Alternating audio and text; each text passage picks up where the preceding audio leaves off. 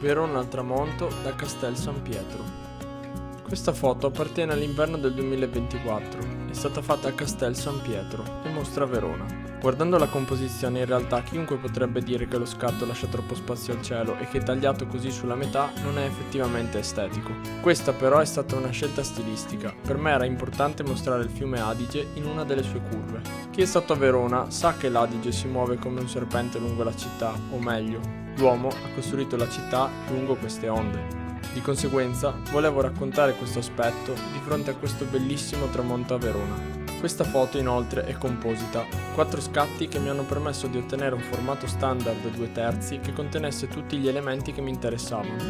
Si può osservare dagli screen originali RAW che io tendo a tenere sempre un po' sottoesposte le foto con mirrorless Sony, perché è sicuramente meglio avere le luci alte e bilanciate piuttosto che quelle scure in una situazione così contrastata.